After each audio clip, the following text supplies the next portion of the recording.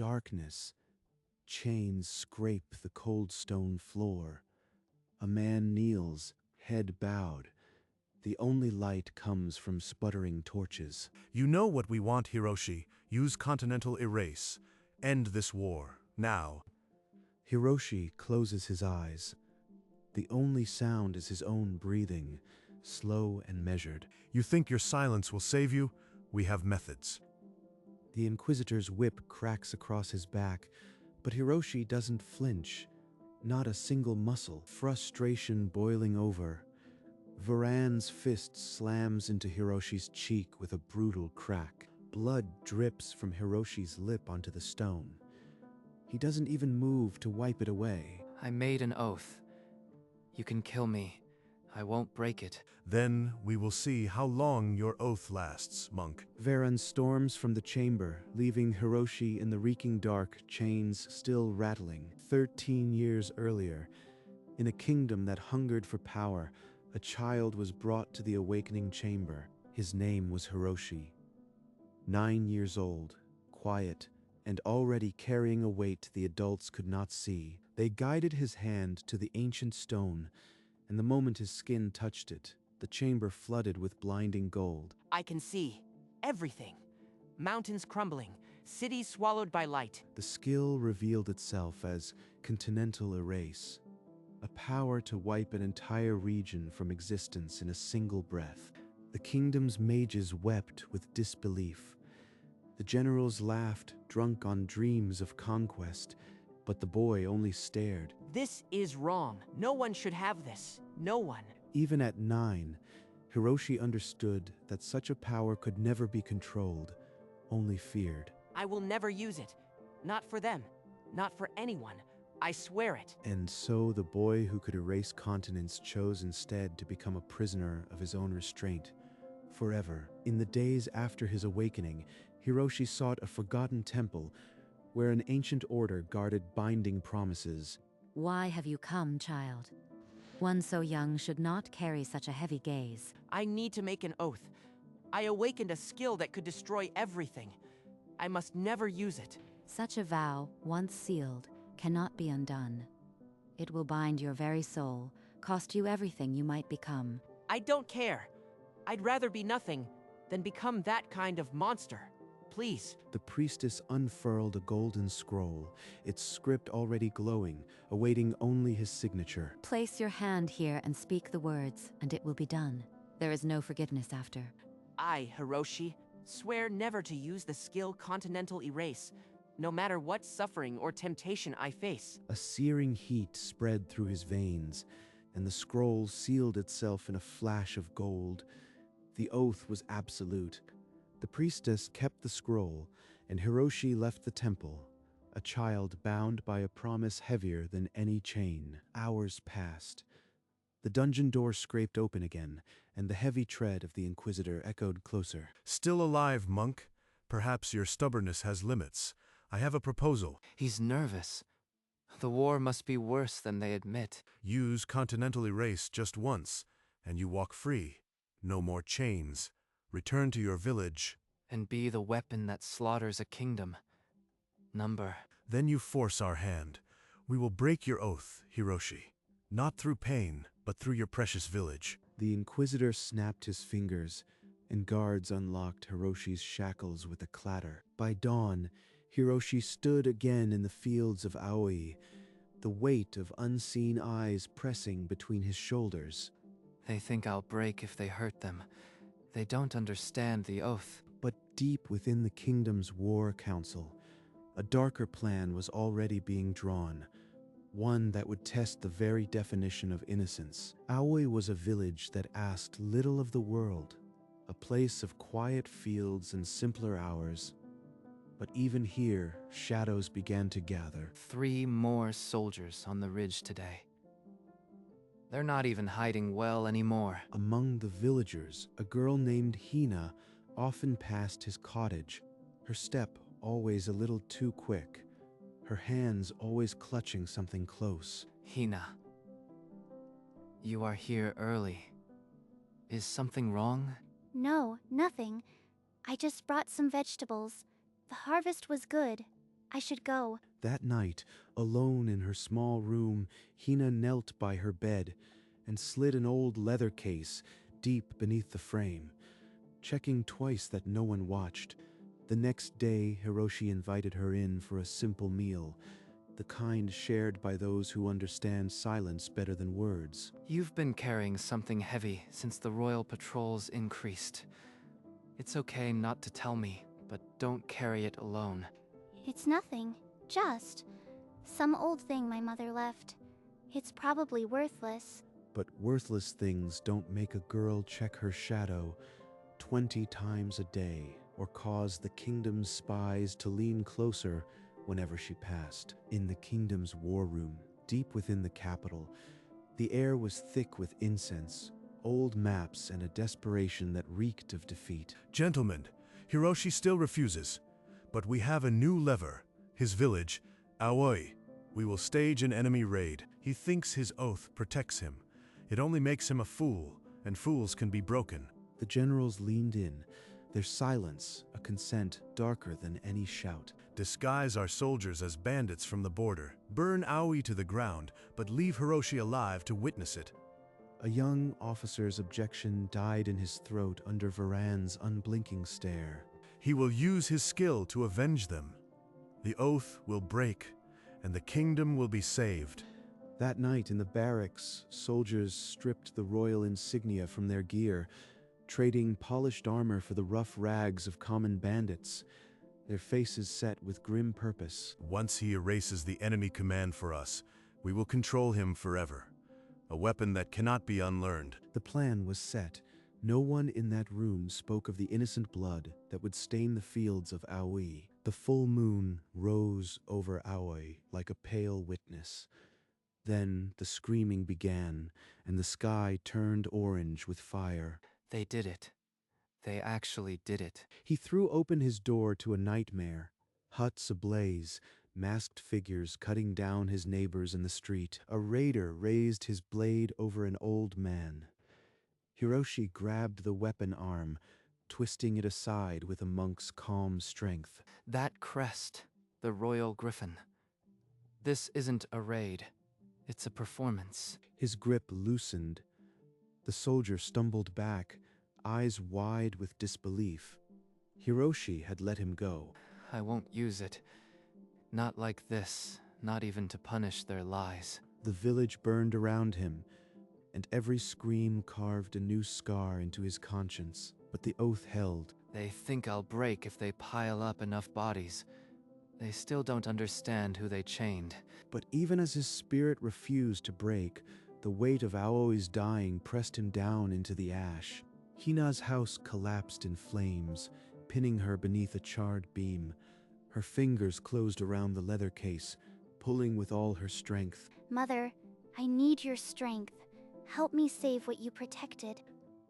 A ghostly warmth enveloped her hand, and the beam splintered apart. Hina crawled free, dragging the case with her. She burst from the wreckage, clutching the scroll case, and ran toward the one man the kingdom wanted broken above all others, Hiroshi. Hiroshi. Wait, my mother, she said if the kingdom ever moved against you, I had to find you. This is it. Hina, your mother, the priestess, she died years ago. You are saying she planned for this? Yes. Look at the scroll. You'll understand. Please, just read it. Hiroshi's hands trembled as he unrolled the leather case.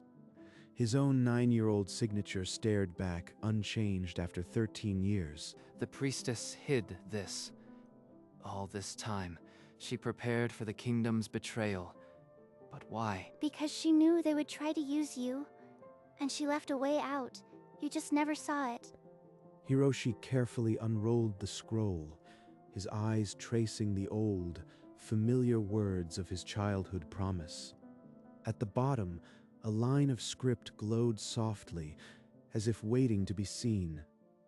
This oath is void if the kingdom ever weaponizes innocence against the oath-bearer. Weaponizes innocence.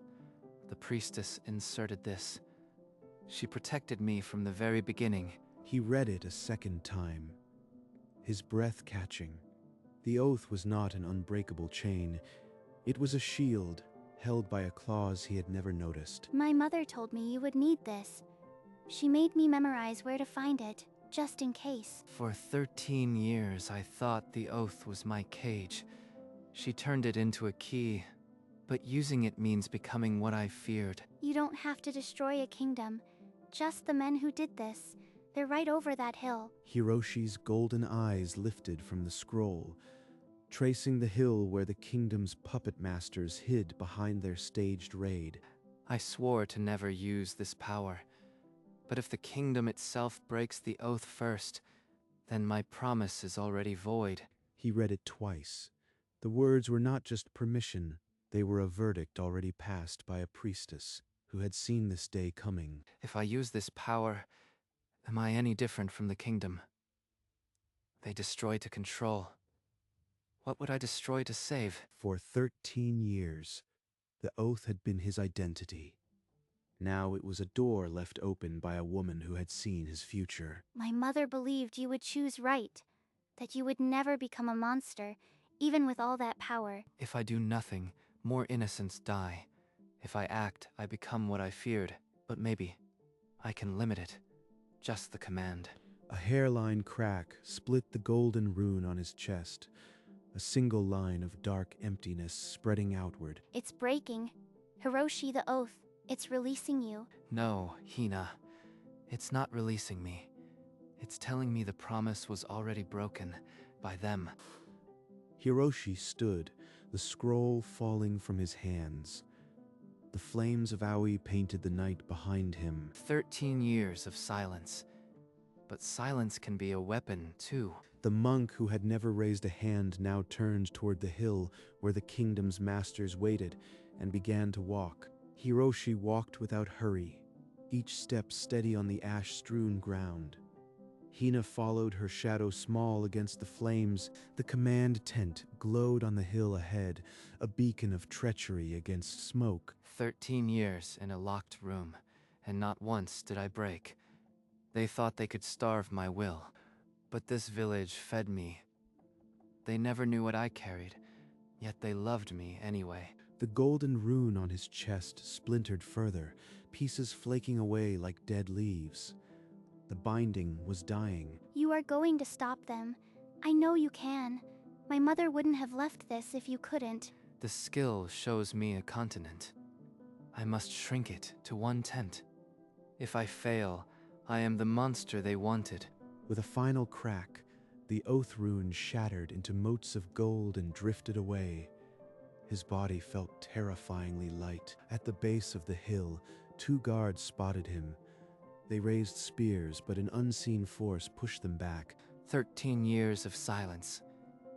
Now they will hear a sound no kingdom can survive. The sentries at the tent's flap saw the lone figure emerge from the smoke and shouted a warning. Halt, name yourself, or we'll cut you down where you stand. Hiroshi didn't answer. He kept walking, and a wall of unseen pressure threw the soldiers aside like broken dolls. To victory, to the breaking of the unbreakable. A general raised his own cup. By dawn, he'll erase our enemies, and we'll be hailed as saviors. We'll own this kingdom. The crown will beg us for scraps. Outside, Hiroshi's footsteps slowed.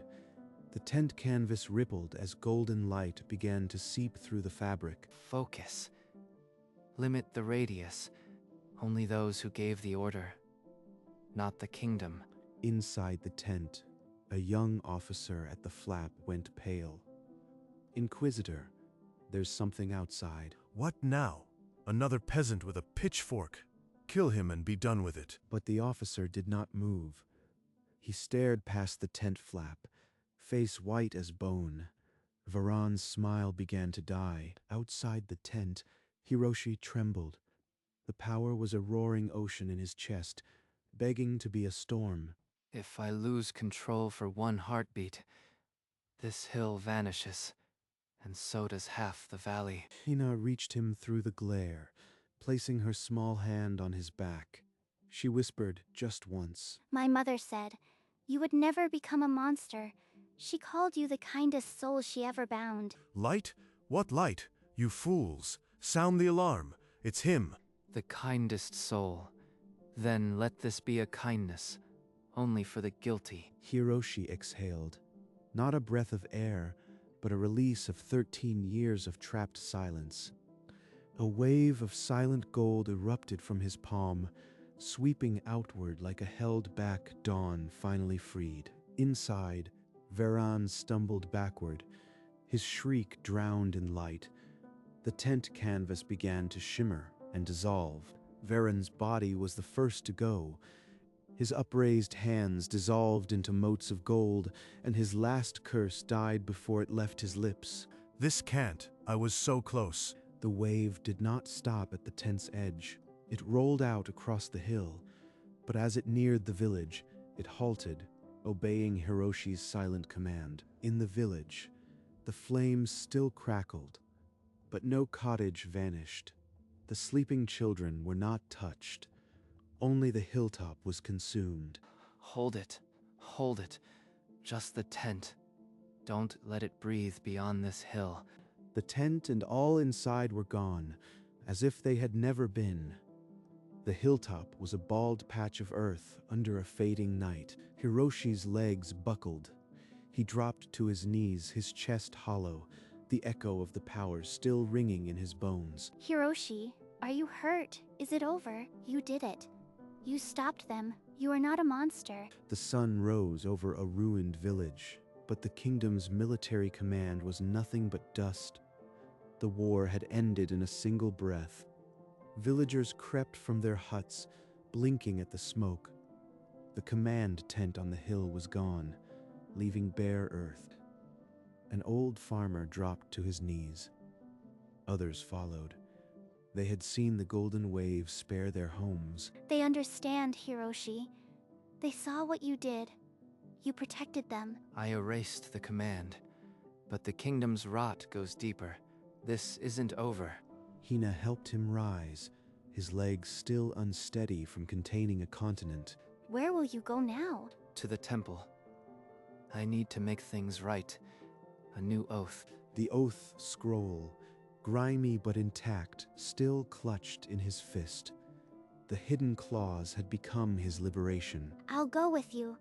My mother would want me to see this through. Together, they turned from Aoi's ash and walked toward the old temple, where a new promise would be carved. The old temple doors hung open, as they had for years, welcoming the quiet and the broken. Hina, give me the scroll. Are you sure? It's the only proof of the clause. Once it's gone. I don't need proof anymore. The clause did its work. Now I must make a new one. He touched the scroll to the embers. The golden parchment blackened, its edges curling, and in a breath it was ash. From the altar, he took a blank wooden tablet and a carving knife, the wood rough and unfinished. He carved each word slowly, as if they were the only truth left. Never again will I use this power. Just those words. Nothing about the kingdom or the oath that bound you. What else is there to say? I erased the men who made me a weapon. Now I choose not to be one.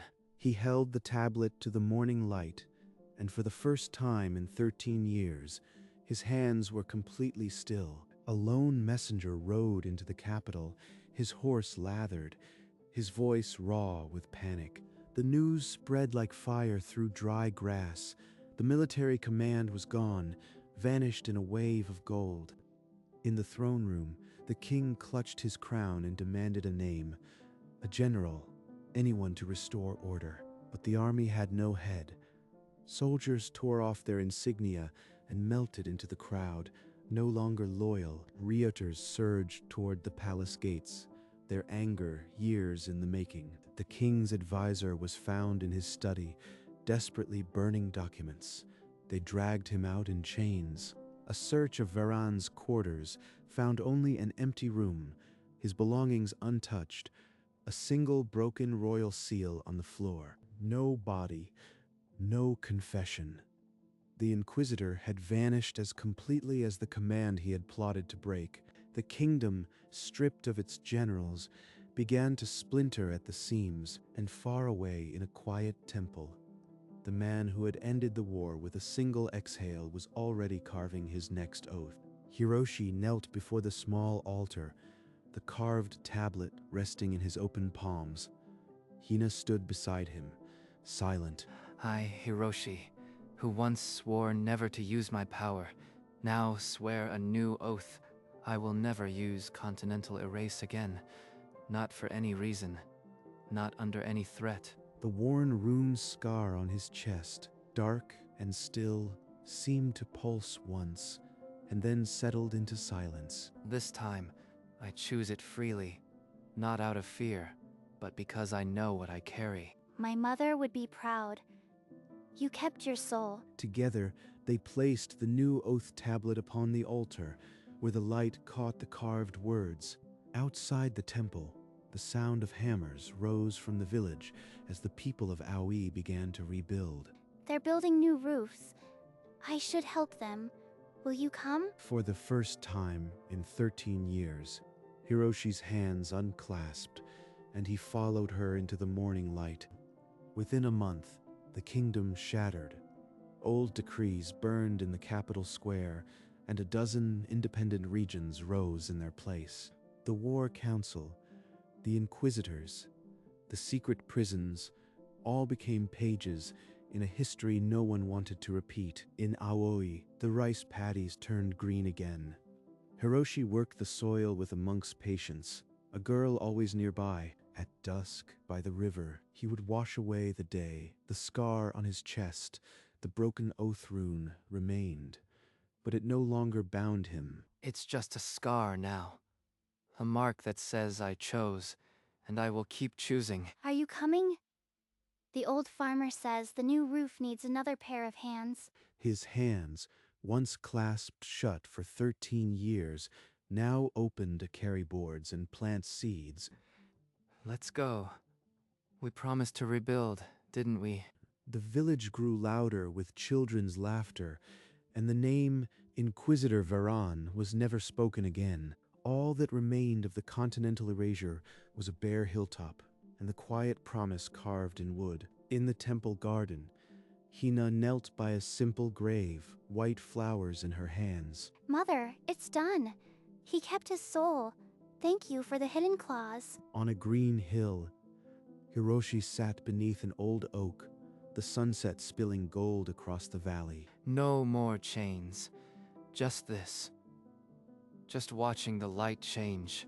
Hina found him there, sitting down without a word, and together they watched the day end. In a temple corner, the old scroll fragment showed the claws, now just faded ink. The words were simple, written by a priestess who had loved enough to leave a way out. Hiroshi never read them again, but he carried them in the stillness of his hands. The sun set, and the village below slept under a sky that held no more threats, and the man who could erase continents chose again, this time, to simply be. Spring came again to Aoi, and with it, the scent of plum blossoms filled the temple grounds. The wooden tablet on the altar gathered a fine layer of dust, but the carved words never faded. Hiroshi planted rice barefoot, the mud cool between his toes. No chains, no soldiers, no hidden eyes. Some days I forget the skill even sleeps in me. That is the victory, I think. Hina tended the shrine, her hands steady, her heart lighter than it had been since her mother passed. The children of Aoi learned no catechism of fear. They learned only to plant, to harvest, to mend. On the hilltop where the command tent had vanished, wildflowers bloomed. No one feared the view anymore, and when the sun set, Hiroshi still sat under the oak, his hands open in his lap, his eyes following the light. 13 years I held back a continent. Now I hold a wooden rake. Both are heavy, but only one broke me. The scar on his chest remained, but it was just a scar now, a story told in silence. Years passed like morning mist, and the world outside Aoi forgot the name of the Inquisitor who had vanished into gold. Hiroshi grew old in the only way that mattered. His hands knew the weight of seeds, not chains. The wooden oath tablet, now a fixture on the altar, had no magic left, only truth. Do you ever think about what you could have been if you'd never sworn that first oath? I did become what I feared, for one quiet exhale. But then I stopped. That's the difference. The scar on his chest had become as ordinary as a farmer's callus, a mark of a choice, long honored, and every evening, when the cranes flew low over the paddies, the village knew a quiet unbroken by any war drum. I erased a command, not a kingdom, and I shackled myself with a new promise, so the next generation would never know the weight I carried. The oak on the hill stood watch, its roots deep in a soil that had never tasted the golden wave, and the man who could have erased the world did what no empire could. He chose, again and again, to let it be.